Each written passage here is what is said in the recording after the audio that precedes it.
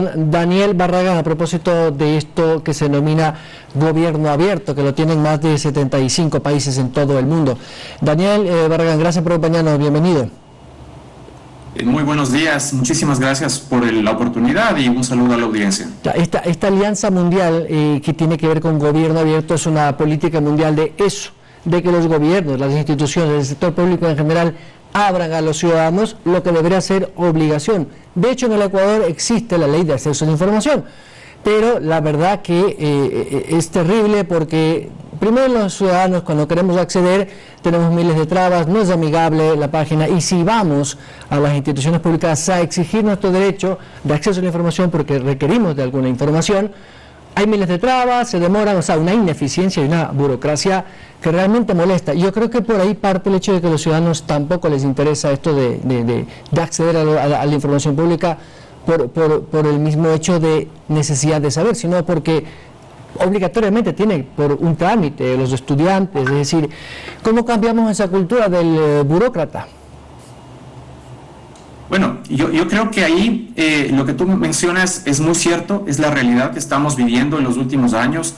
Tenemos una ley que data del 2004 y que realmente ya no se adecúa a la realidad actual, no se adecúa ni siquiera al marco constitucional. Pero más allá de eso, el problema está en las prácticas, ¿no es cierto?, en esta cultura, tanto de los funcionarios como de los ciudadanos. El gobierno abierto lo que busca es fundamentarse en varios ejes. Uno de esos ejes justamente es la transparencia y el acceso a la información pública. Desde el proceso que estamos impulsando en el Ecuador, lo que se busca es cimentar las bases para que esa transparencia cambie. ¿Esto qué implica? Implica no solo el tema de sensibilizar a los ciudadanos, implica no solo generar cambios a nivel de la política institucional de las distintas entidades del Estado.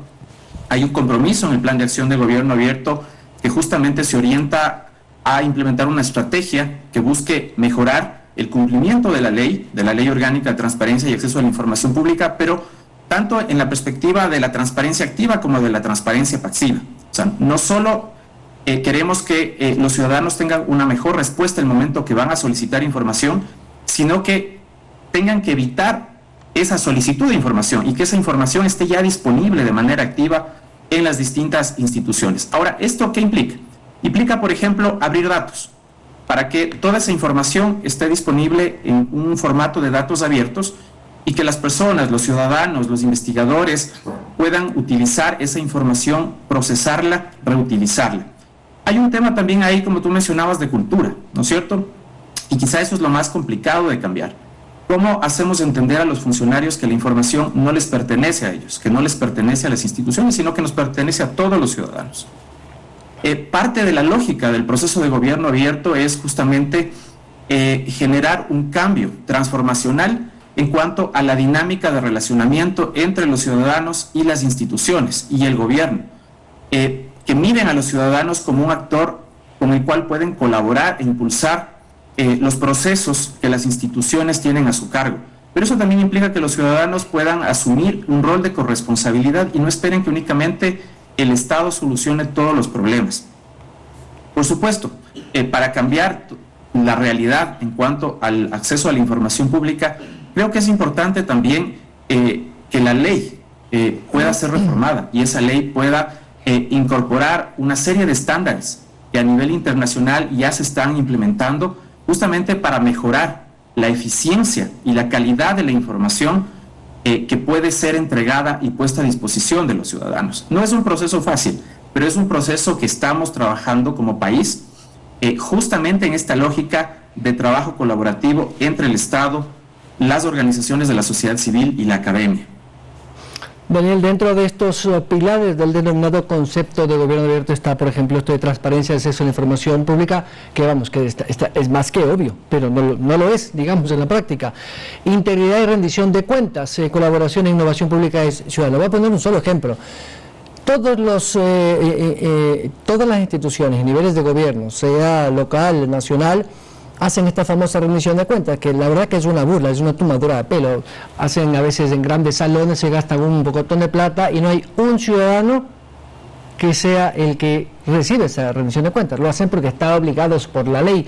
Se toman días, semanas en preparar estos famosos informes de rendición de cuentas que realmente lo que genera esa sensación de ineptitud y simplemente cumplir porque me exige la ley, pero no realmente porque necesito informar, porque es mi obligación como entidad pública. Entonces, claro, es esa cultura, ¿no?, que yo puedo poner miles de ejemplos, pero no sé si ustedes lo han analizado y qué se puede hacer cambiar desde la sociedad civil, porque vamos, que el Estado no lo va a hacer. Sí, totalmente cierto lo que acabas de mencionar. Es una realidad que hay que cambiar la forma en la que se hace la rendición de cuentas y el cómo se hace la rendición de cuentas. Yo quiero poner ahí un ejemplo bastante concreto que está aterrizado el proceso de gobierno abierto, no a nivel país, Ecuador, sino a nivel de Quito. Quito tiene ya un plan de acción de gobierno abierto que ha finalizado. Estamos iniciando en el proceso de co-creación de un segundo plan de acción, pero en el primer plan de acción se incorporó un compromiso denominado agendas abiertas. ¿Esto qué significaba? Ir más allá de la tradicional rendición de cuentas, que llegamos al final de un año y el funcionario nos cuenta lo maravilloso que realizó durante ese año, dejando de lado las cosas que no funcionaron, dejando de lado las cosas que no se hicieron, no contando a la ciudadanía cómo van a solventar esas situaciones que no funcionaron. Estas agendas abiertas lo que buscaban es que el alcalde, concejales, secretarios metropolitanos, directores de empresas públicas metropolitanas, den cuenta a la ciudadanía de con quién se reúnen, cuándo se reúnen, para qué se reúnen, qué decisiones se toman en esas reuniones. Esta es una forma mucho más cotidiana de rendición de cuentas. Por supuesto, esta fue una iniciativa que surgió desde la sociedad civil, fue acogida por la municipalidad, pero en la práctica no fue implementada.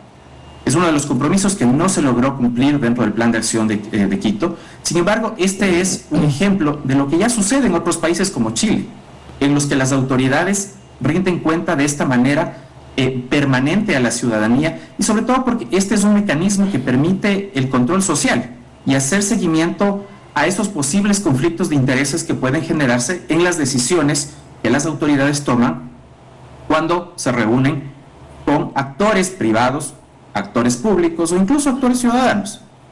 Esa es un poco la lógica que deberíamos también buscar a nivel país para poder entender a qué responden esas decisiones y justamente si efectivamente en esas situaciones existen o no posibles conflictos de intereses.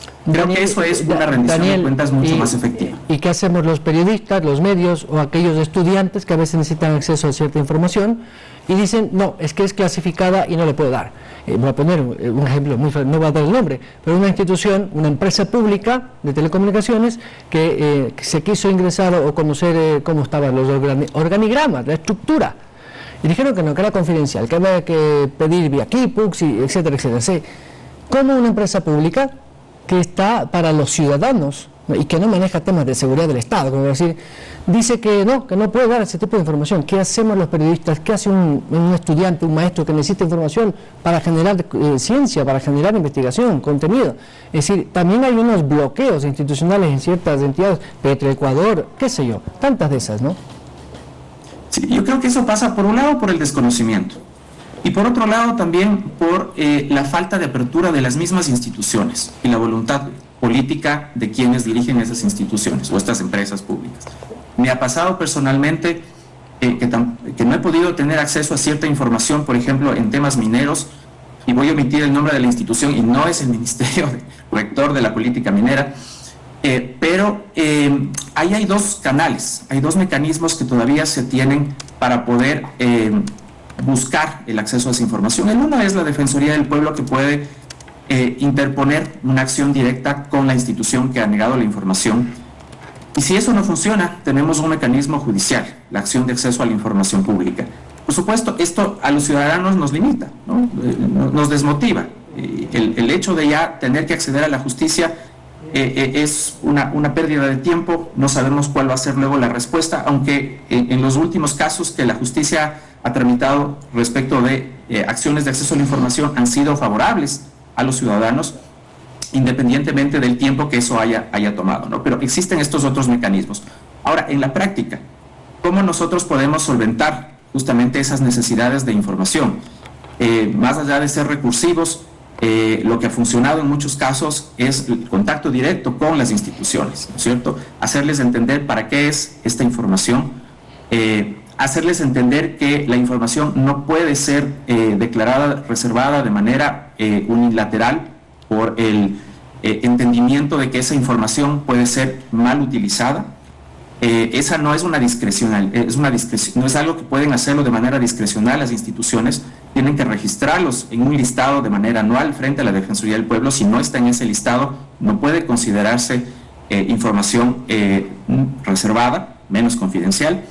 Entonces, yo creo que ese es un trabajo que todavía se tiene que hacer con las instituciones, que logren entender que la información le pertenece al ciudadano y que no hay motivación para poder negar el acceso a esa información.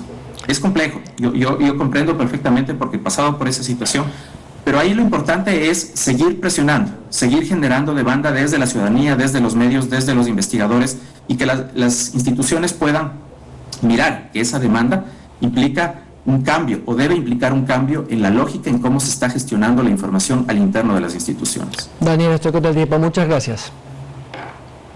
Muy gentil. Gracias a ustedes. Daniel Barragán, miembro de la Fundación Ciudadanía y Desarrollo, a propósito de este concepto de gobierno abierto, que es eso, que los ciudadanos tengamos acceso a lo que hacen nuestras instituciones, los gobiernos locales o nacionales.